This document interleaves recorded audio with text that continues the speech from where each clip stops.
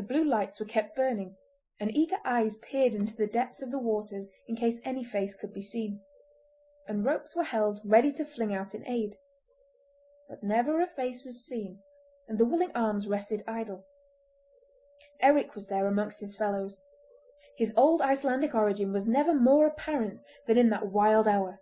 He took a rope and shouted in the ear of the harbour-master, "I shall go down on the rock over the seal cave. The tide is running up, and someone may drift in there." "Keep back, man," came the answer. "Are you mad? One slip on that rock, and you were lost. No man could keep his feet in the dark on such a place in such a tempest." "Not a bit," came the reply. "You remember how Abel Behenna saved me there on a night like this when my boat went on the Gull Rock? He dragged me up from the deep water in the seal cave, and now someone may drift in there again as I did." And he was gone into the darkness. The projecting rock hid the light on the Flagstaff Rock, but he knew his way too well to miss it. His boldness and sureness of foot standing to him, he shortly stood on the great round-topped rock cut away beneath by the action of the waves over the entrance of the seal cave, where the water was fathomless.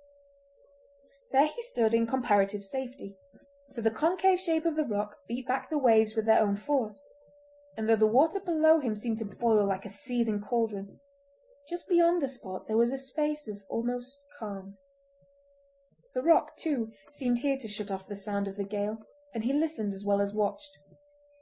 As he stood there ready, with his coil of rope poised to throw, he thought he heard below him, just beyond the whirl of the water, a faint, despairing cry. He echoed it with a shout that rang into the night. Then he waited for the flash of lightning, and as it passed flung his rope out into the darkness where he had seen a face rising through the swirl of the foam. The rope was caught, for he felt a pull on it, and he shouted again in his mighty voice, "Tie it round your waist, and I shall pull you up." Then when he felt that it was fast, he moved along the rock to the far side of the sea cave, where the water was something stiller, and where he could get foothold secure enough to drag the rescued man on the overhanging rock. He began to pull, and shortly he knew from the rope taken in that the man he was now rescuing must soon be close to the top of the rock. He steadied himself for a moment, and drew a long breath, that he might at the next effort complete the rescue. He had just bent his back to the work when a flash of lightning revealed each to the other the two men, the rescuer and the rescued. Eric Sanson and Abel Behenna were face to face, and none knew of the meeting save themselves and God. On the instant a wave of passion swept through Eric's heart. All his hopes were shattered, and with the hatred of Cain his eyes looked out. He saw in the instant of recognition the joy in Abel's face that his was the hand to succour him, and this intensified his hate. Whilst the passion was on him he started back, and the rope ran out between his hands. His moment of hate was followed by an impulse of his better manhood, but it was too late. Before he could recover himself, Abel, encumbered with the rope that should have aided him, was plunged with a despairing cry back into the darkness of the devouring sea. Then, feeling all the madness and the doom of Cain upon him, Eric rushed back over the rocks, heedless of the danger and eager only for one thing, to be amongst other people whose living noises would shut out that last cry which seemed to ring still in his ears.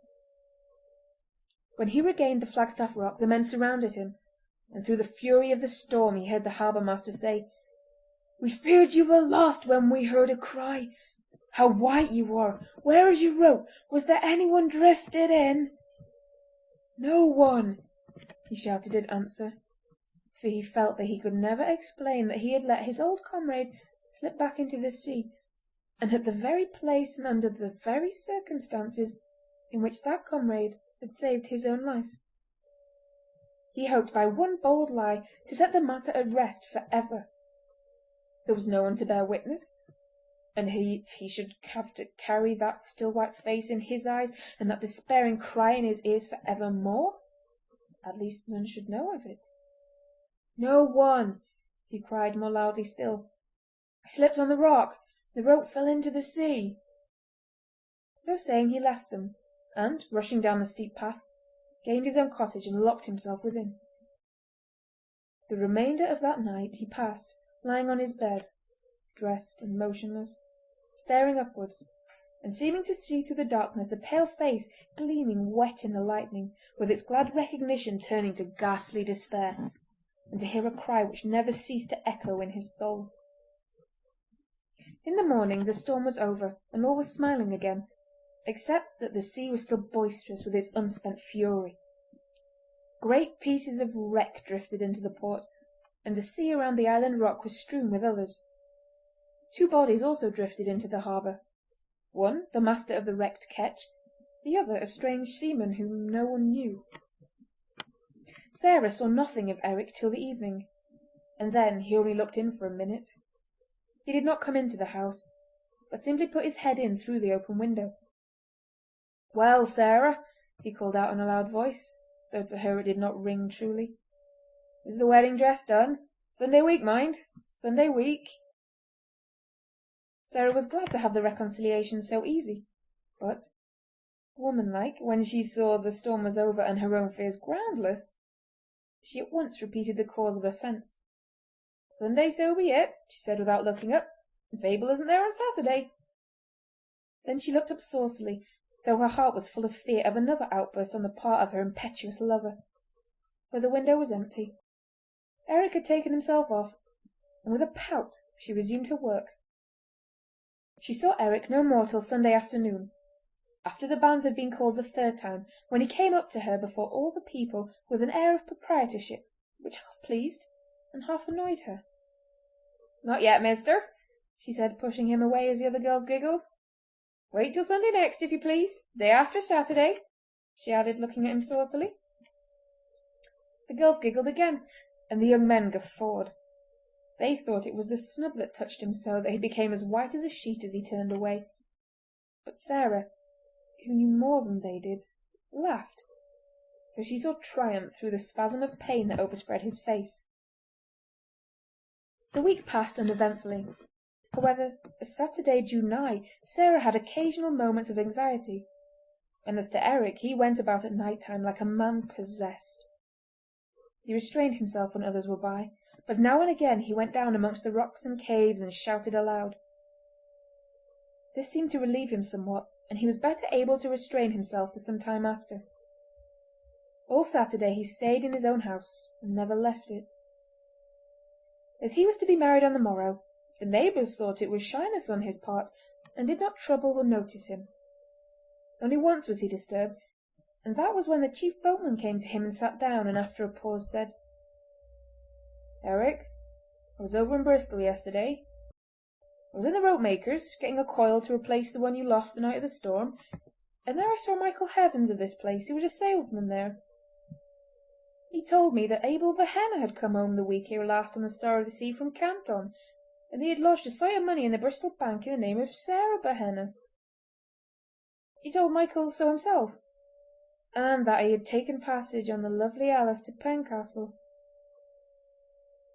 Bear up, man," for Eric had with a groan dropped his head on his knees, with his face between his hands.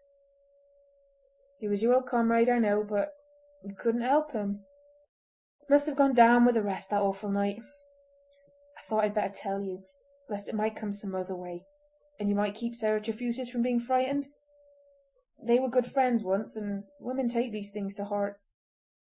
Would not do to let her be pained with such a thing on her wedding day." Then he rose and went away, leaving Eric still sitting disconsolately with his head on his knees. "Poor fellow," murmured the chief boatman to himself. "Takes it to heart. Well, well, right enough. They were true comrades once, and Abel saved him." The afternoon of that day, when the children had left school, they strayed as usual on half-holidays along the quay and the paths by the cliffs.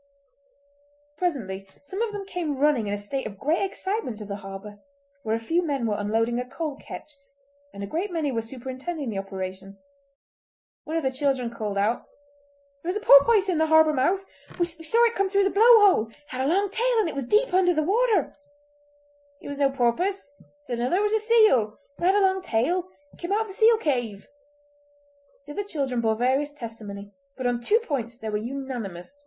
It, whatever it was, had come through the blow-hole deep under the water, and had a long, thin tail, a tail so long that they could not see the end of it. There was much unmerciful chaffing of the children by the men on this point, but as it was evident that they had seen something, quite a number of persons, young and old, male and female, went along the high paths on either side of the harbour mouth to catch a glimpse of this new addition to the fauna of the sea, a long-tailed porpoise or seal. The tide was now coming in. There was a slight breeze, and the surface of the water was rippled, so that it was only at moments that anyone could see clearly into the deep water. After a spell of watching, a woman called out that she saw something moving up the channel, just below where she was standing. There was a stampede to the spot, but by the time the crowd had gathered the breeze had freshened, and it was impossible to see with any distinctness below the surface of the water. On being questioned, the woman described what she had seen, but in such an incoherent way that the whole thing was put down as an effect of imagination. Had it not been for the children's report, she would not have been credited at all. Her semi-hysterical statement that what she saw was like a pig with the entrails out was only thought of anything by the old coastguard, who shook his head but did not make any remark. For the remainder of the daylight this man was seen always on the bank, looking into the water, but always with disappointment manifest on his face. Eric arose early on the next morning. He had not slept all night, and it was a relief to him to move about in the light. He shaved himself with a hand that did not tremble, and dressed himself in his wedding clothes. There was a haggard look on his face, and he seemed as though he had grown years older in the last few days. Still, there was a wild, uneasy light of triumph in his eyes, and he kept murmuring to himself over and over again, "This is my wedding day. Abel cannot claim her now, living or dead, living or dead, living or dead." He sat in his armchair, waiting with an uncanny quietness for the church hour to arrive. When the bell began to ring, he arose and passed out of his house, closing the door behind him. He looked at the river and saw the tide had just turned. In the church he sat with Sarah and her mother, holding Sarah's hand tightly in his all the time, as though he feared to lose her. When the service was over, they stood up together and were married in the presence of the entire congregation, for no one left the church. Both made the responses clearly, Eric's being even on the defiant side.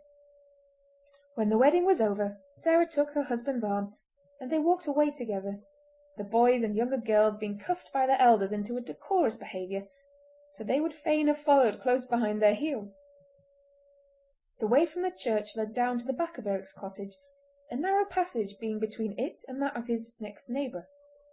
When the bridal couple had passed through this, the remainder of the congregation, who had followed them at a little distance, was startled by a long, shrill scream from the bride.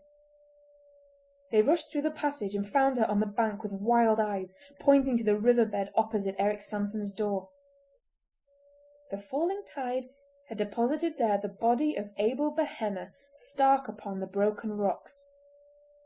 The rope trailing from its waist had been twisted by the current round the mooring post, and had held it back while the tide had ebbed away from it. The right elbow had fallen in a chink in the rock, leaving the hand outstretched towards Sarah, with the open palm upward as though it were extended to receive hers, the pale drooping fingers open to the clasp. All that happened afterwards was never quite known to Sarah Sanson.